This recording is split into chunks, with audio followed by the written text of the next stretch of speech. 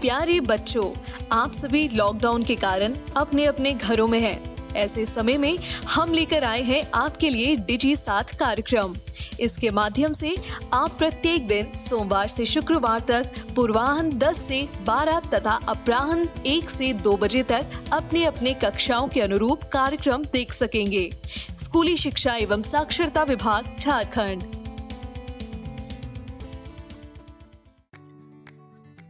Hello बच्चों, झारखंड सरकार के डीजी साथ प्रोग्राम में आप सभी का एक बार फिर से स्वागत है।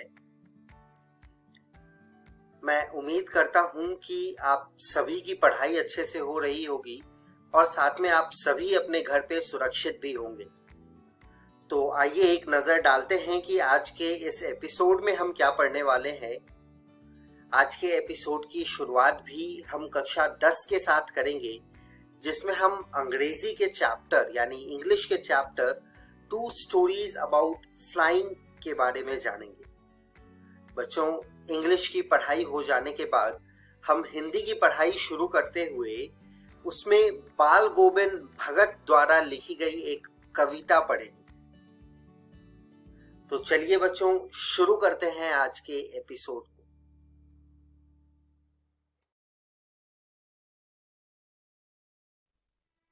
हेलो दोस्तों, कैसे हो? पिछली वीडियो में हमने आपकी क्लास 10th का इंग्लिश का 3rd चैप्टर शुरू कर दिया था, जिसका नाम है 2 स्टोरीज अबाउट फ्लाइंग, जो आपकी इंग्लिश की ही बुक फर्स्ट फ्लाइट का है। दोस्तों, मैंने आपको बताया ही था कि इस चैप्टर में उड़ने से रिलेटेड 2 स्टोरीज यानी 2 कहानियां हैं, जिसमें से एक कहानी हमने पिछली वीडियो में पढ़ ली थी। तो क्या आप सबको याद है कि हमने पिछली वीडियो में पिछली कहानी में क्या क्या पढ़ लिया था?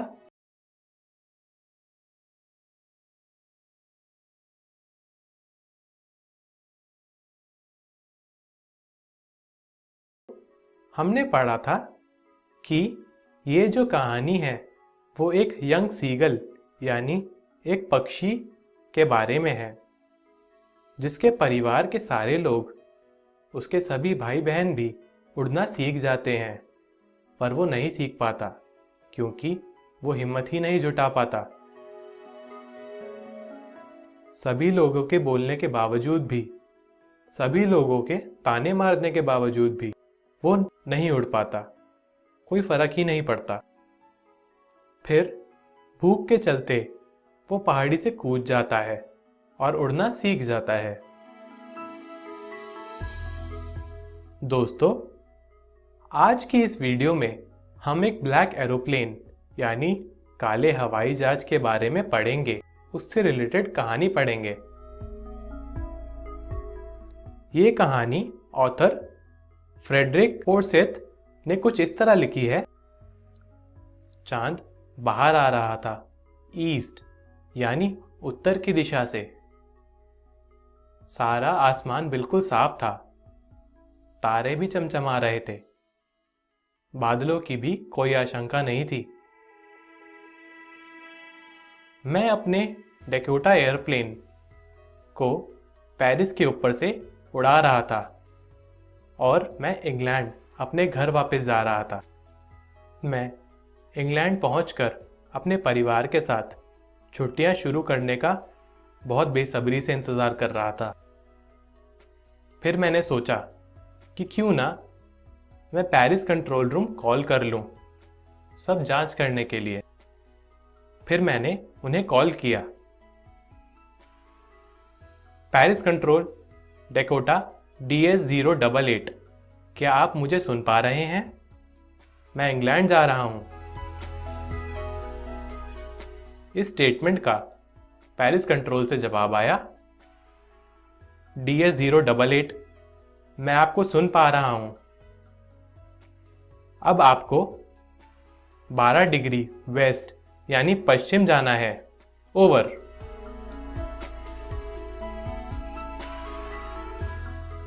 मैंने मैप निकाला और फ्यूल टैंक चेंज कर दिया, दूसरा फ्यूल टैंक लगा दिया, जो मेरे पास अब आखिरी टैंक था।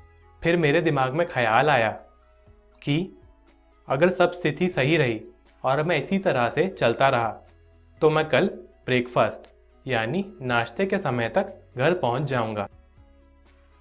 फिर मुझे कुछ दूर तक काले बादल दिखे जिनमें बिजली चमक रही थी। मैं पेरिस से 150 किलोमीटर आगे आ चुका था। मैं उन बादलों के ऊपर नहीं उड़ सकता था क्योंकि मेरा फ्यूल लेवल बहुत ही कम था। फिर मैंने सोचा कि क्या पेरिस वापस जाया जाए, पर मेरा मन घर जाने का था। मैंने सोचा कि मैं ये रिस्क ज़रूर लूँगा, मैं अपने घर इंग्लैंड ही जाऊँगा। फिर मैंने जब डायरेक्शंस देखने के लिए कंपास निकाला तो वो पूरी तरह घूमे जा रहा था, वो ख़राब हो चुका था। तब मैं बहुत ही परेशान हो गया, बहुत घबरा गया था। मैंने पेरिस कंट्रोल रूम भी कॉल किया, उनसे कांटेक्ट करने की पूरी कोशिश की। मैंने कहा, Paris control, can you hear me? क्या आप मुझे सुन पा रहे हैं? इस बात का उनकी तरफ से कोई जवाब नहीं आया। फिर तो मैं समझ चुका था कि ये रेडियो भी बिल्कुल खराब हो चुका है। लेकिन मुझे अचानक से एक ब्लैक एरोप्लेन यानी एक काला हवाई जहाज दिखा। उस हवाई जहाज की विंग्स पर कोई भी लाइट्स नहीं थी। मुझे उस प्लेन का पायलट दिख रहा था। उसने मुझे फॉलो करने के लिए कहा, मतलब उसने मुझे बोला कि मैं उसका पीछा करूं।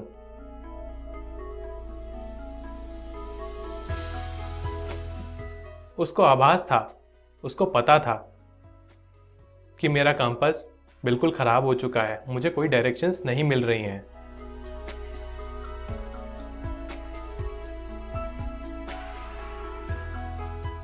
उसने जस्ट मेरे आगे अपना प्लेन रखा और नॉर्थ की तरफ मोड़ लिया और मैं उसे फॉलो करता रहा। करीब आधे घंटे तक मैं उसे फॉलो करता रहा। फिर मेरा फ्यूल लेवल बिल्कुल लो हो चुका था, बिल्कुल ख़त्म हो चुका था मेरा फ्यूल। अब प्लेन सिर्फ 5 या 10 मिनट ही चल सकता था। फिर हम अचानक से नीचे आ गए और वो प्लेन जो ब्लैक एरोप्लेन था वो बिल्कुल गायब हो चुका था और मुझे रनवे दिखा। मैं बहुत ही खुश हुआ। मैंने रनवे के ऊपर अपना प्लेन लैंड किया और फटाफट से कंट्रोल रूम गया ताकि मैं उस पायलट का धन्यवाद कर सकूं। मैंने कंट्रोल रूम जाकर वहाँ पे एक मैडम थी, उनसे बातचीत करी। मैंने पूछा कि दूसरा प्लेन और उसका पायलट कहाँ है।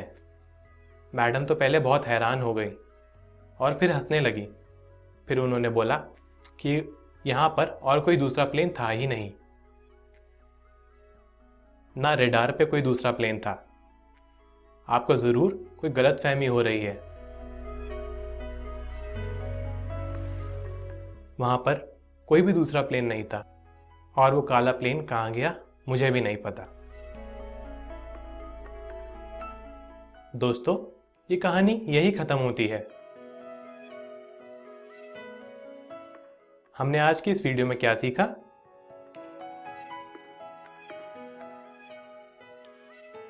हमने ब्लैक एरोप्लेन की कहानी पढ़ी।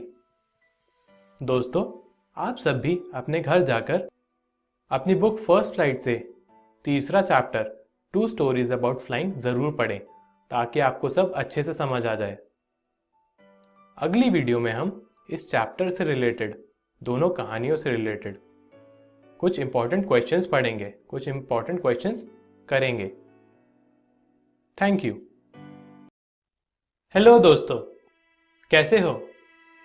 आज हम आपकी क्लास 10th के इंग्लिश के तीसरे चैप्टर, जिसका नाम है 2 स्टोरीज अबाउट फ्लाइंग, जो आपकी इंग्लिश की ही बुक फर्स्ट फ्लाइट का है, उसकी सेकंड स्टोरी से रिलेटेड कुछ इंपॉर्टेंट और प्रैक्टिस क्वेश्चंस करेंगे। दोस्तों, हर क्वेश्चन पढ़ने के बाद मैं आपको कुछ टाइम दूंगा, कुछ समय दूंगा, ताकि आप उनके आंसर्स, उनके उत्तर सोच सकें। पहला क्वेश्चन है, I'll take the risk। What is the risk? मतलब ये जो स्टेटमेंट ऑथर ने बोली थी कि मैं रिस्क लूंगा, यहाँ पे रिस्क क्या था?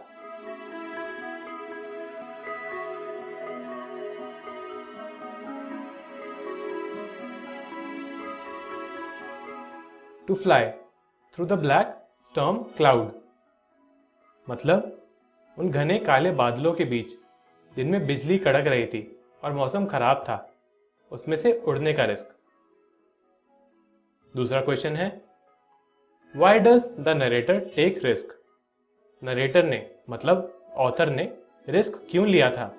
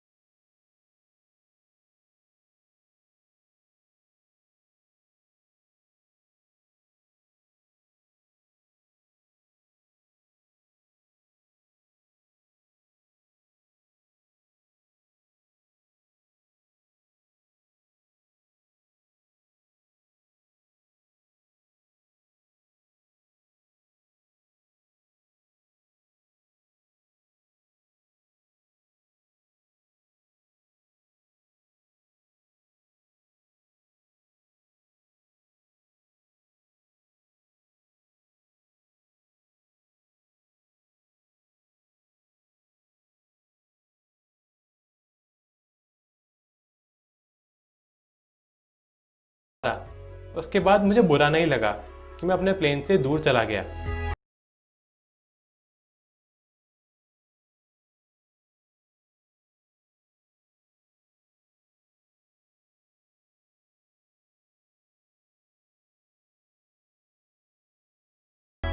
दोस्तों, इसका आंसर है He wanted to thank the other pilot। वो दूसरे प्लेन के पायलट जिनकी वजह से वहां लैंड कर पाए थे, उनको थैंक यू बोलना चाहते थे। अगला क्वेश्चन है, What made the woman in the control center look strangely at the narrator? यानी कि वो जो वुमेन थी कंट्रोल सेंटर में, उन्होंने नरेटर को बहुत हैरान होकर क्यों देखा था?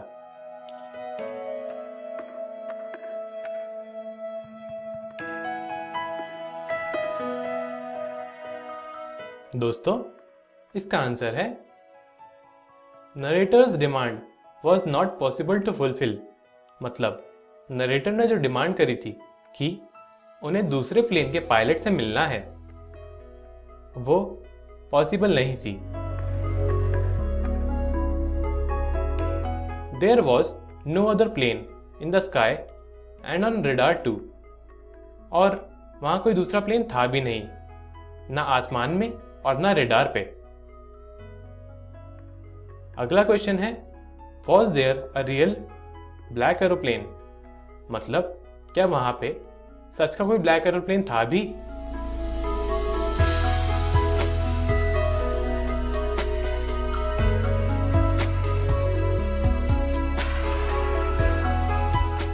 दोस्तों, इसका आंसर है no, there was not a real black aeroplane. वहां पे कोई सच का ब्लैक एरोप्लेन नहीं था। दोस्तों, ये क्वेश्चंस यहीं खत्म होते हैं। आप सब भी अपने घर जाकर अपनी बुक फर्स्ट फ्लाइट से 2 स्टोरीज अबाउट फ्लाइंग चैप्टर जरूर पढ़ें, ताकि आपको सब अच्छे से समझ आ जाए। Thank you. नमस्कार, आपका बहुत बहुत स्वागत है बाल गोविंद भगत नाम के पाठ के इस चौथे वीडियो में। ये इस पाठ का अंतिम वीडियो है। आज की इस वीडियो में हम बाल गोविंद भगत का पारिवारिक प्रसंग जानेंगे। हम देखेंगे कि उनका पारिवारिक जीवन किस प्रकार का था, जिसका सूत्रपात यानी जिसका शुरुआती वर्णन हम पिछली वीडियो में भी कर चुके हैं। उनका एक बेटा था जो कि थोड़ा बुद्धू सा था और एक पुत्र वधू थी। बेटे की मृत्यु हो गई है और उस बेटे की मृत्यु हो गई है। इस पर बाल गोविंद भगत की क्या प्रतिक्रिया है, इसका वर्णन हम इस वीडियो में करेंगे। विद्यार्थियों, बाल गोविंद भगत का जीवन 2 स्तर पर देखने लायक है। पहला तो आध्यात्मिक और दूसरा पारिवारिक। अक्सर विद्यार्थियों देखने में यह आता है कि जो लोग अध्यात्म की तरफ आगे होते हैं वो अपने परिवार का त्याग कर देते हैं, और जो अपने परिवार के लिए बहुत मोह रखते हैं वो अध्यात्म का त्याग कर देते हैं। किंतु बाल गोविंद भगत का जो जीवन है वो इन दोनों का मिश्रण है।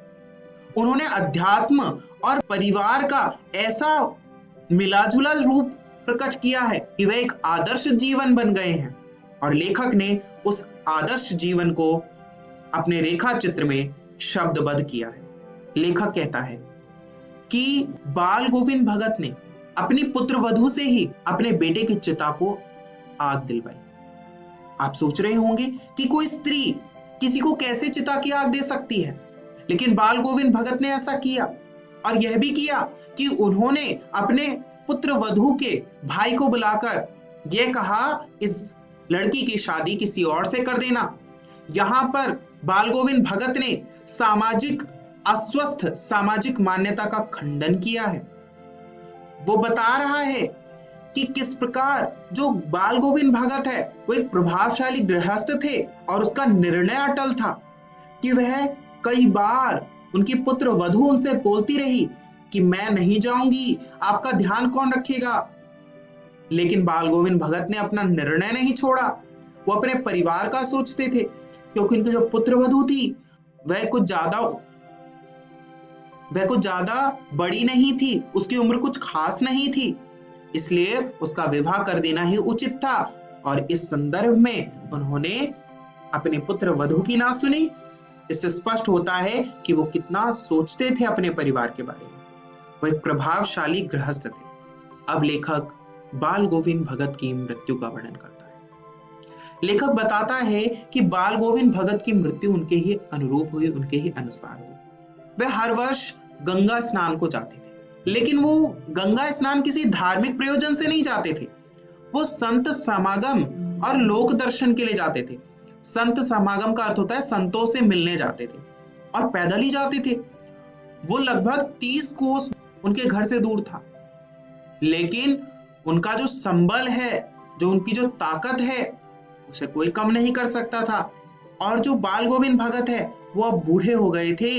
ऐसे समय में उनका लगातार ऐसा भजन करना और उपवास रखना संभव नहीं था। और इस बुढ़ापे में भी वह जवानी वाली टेक रखते थे। जैसी उनकी भक्ति थी उसमें कोई कमी नहीं आई थी। उनके भक्ति का स्वरूप ज्यों का त्यों था।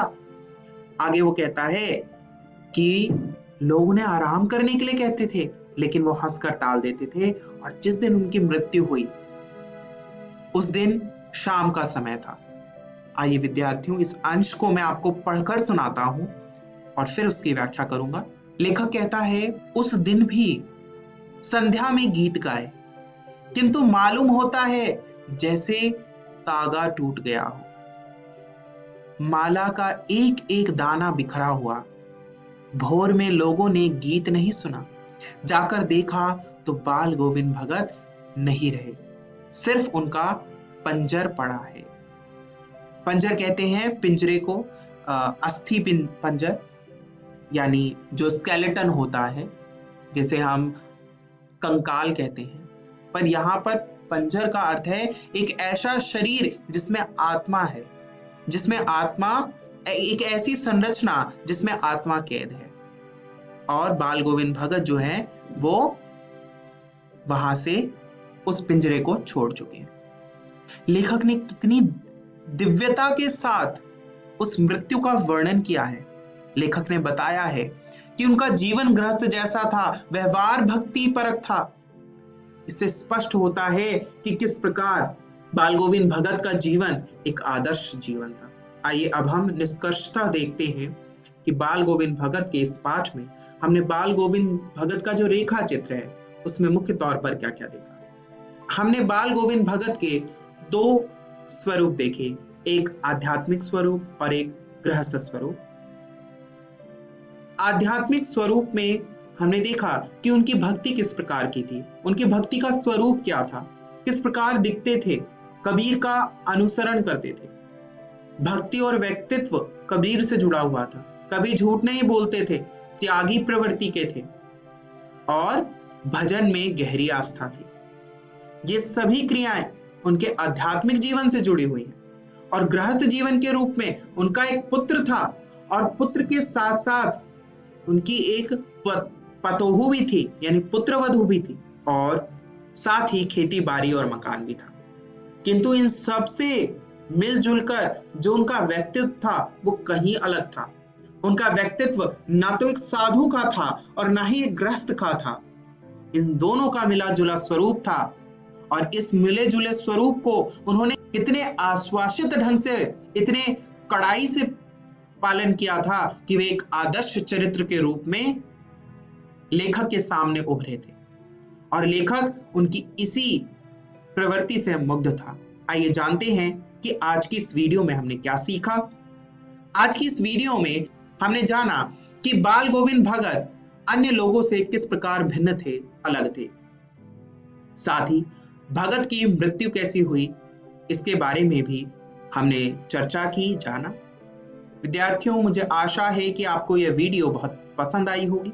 घर जाकर आप इस पाठ को पढ़ेंगे और स्क्रीन पर दिए गए प्रश्नों का उत्तर लिखने का प्रयास करेंगे। इस वीडियो को देखने के लिए आप सभी का बहुत बहुत धन्यवाद। बच्चों, मैं उम्मीद करता हूं कि आज के एपिसोड में आपको जो पढ़ाया गया हो वो आपको बहुत अच्छे से समझ आ गया होगा। आइए एक नजर डाल लेते हैं कि आज के इस एपिसोड में हमने क्या पढ़ा। आज के एपिसोड में भी हमने कक्षा 10वीं के 2 स्टोरीज अबाउट फ्लाइंग, जो कि इंग्लिश का चैप्टर है, उसको देखा और हिंदी में बाल गोविंद भगत द्वारा लिखी गई कविता को पढ़ा। आइए एक नजर डालते हैं कि कल इस सत्र में हम क्या पढ़ेंगे। कल के इस सत्र में हम कक्षा 10 में गणित के त्रिकोणमिति का परिचय देखेंगे।